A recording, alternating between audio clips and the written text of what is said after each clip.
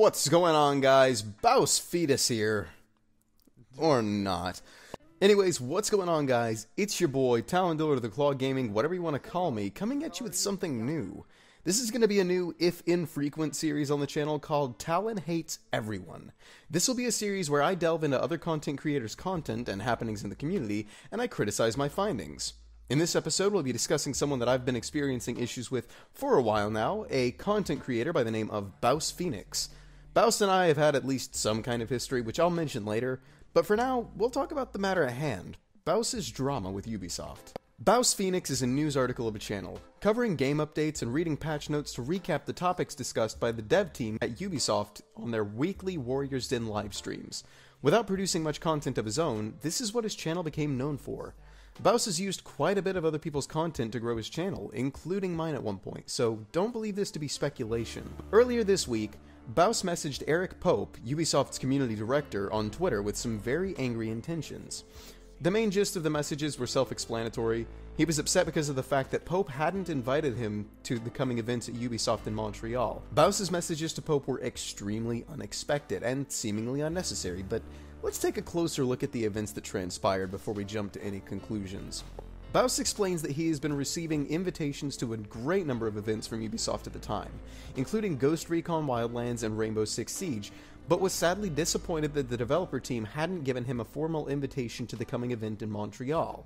He messaged Pope in a DM inquiring about the status of his inclusion at the event, only to receive vague indications of an answer. Things like, "we're working on it," or "it's coming soon."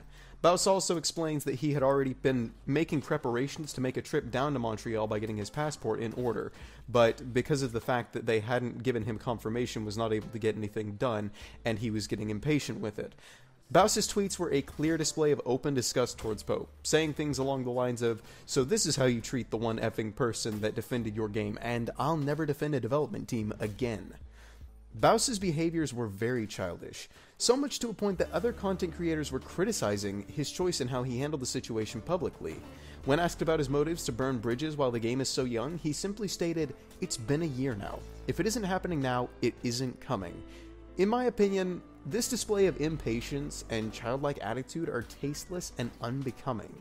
He even stooped so low as to use childlike, and by childlike I mean like 6th grade levels, of satire and sarcasm, saying things like, "I see how it is," and "thanks at For Honor game."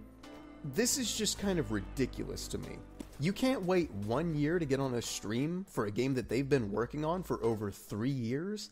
How much of an idiot can you be? Your content isn't even promoting the game.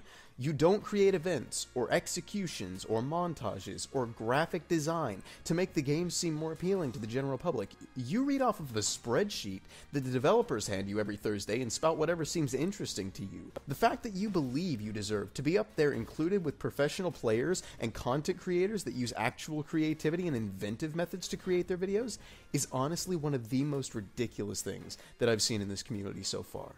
You don't make daily content on this game. You are not an advocate for this to make it more appealing. You're not even a spokesperson for it. You're an ungrateful man-child that throws a fit when he doesn't get stuffed with his mom's tits when he cries for him. All of the success given to you by this game, and all of the opportunities given to you by Ubisoft as a whole, and you're willing to personally attack Mr. Pope because you didn't get invited to an event. And that's not even where I'll stop. You know what? I'll bring hypocrisy into things, since you want to talk about people not crediting you for things that you produce. Back when Valkyrie's no-touching execution came out, the only place that you'd be able to find it was from my channel. I was fast enough to recognize that the risk of the execution being removed was very high, so I recorded it and I uploaded it. Without my permission and without crediting me, you used my clip in your video discussing the execution. You're the only person that didn't credit me in your video. Even Petcha credited me, the Major N credited me, and yet there you are, detached and gaining views without giving credit to someone for something that they created. BouseFeenux is the embodiment of the For Honor negative side. His greed for attention and gratification is turned to spite when it's unrequited. Even with tens and thousands of new subscribers and millions of views, he still won't be satisfied with his blessings. Bouse should take his business away from For Honor, because this show of envy and brutish aggression is enough for me to say that the developers and the community deserve somebody better to deliver their news and updates. If you want someone that's reliable and entertaining, who also reads patch notes and gives helpful guides, check out my friend Gingy. Gingy is a smaller content creator with high ambitions and great motivation, so from one avid member of the community to another, he's the place to go for news. And regarding the Valkyrie execution, I did try to contact BouseFeenux twice. I tried contacting him through Discord on the occasion of DMing him and trying to get into his Discord, but it was pay to enter at the time. And I also tried messaging him over his comment section, which was very futile effort. I couldn't get a hold of him, even in the 2 attempts that I made on that one as well. Now, taking all of this into account, we'll bring in my arbitrary decision-making device, the hate scale.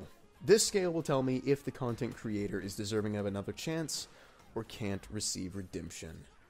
Does Talon hate BouseFeenux? Yes, he does. You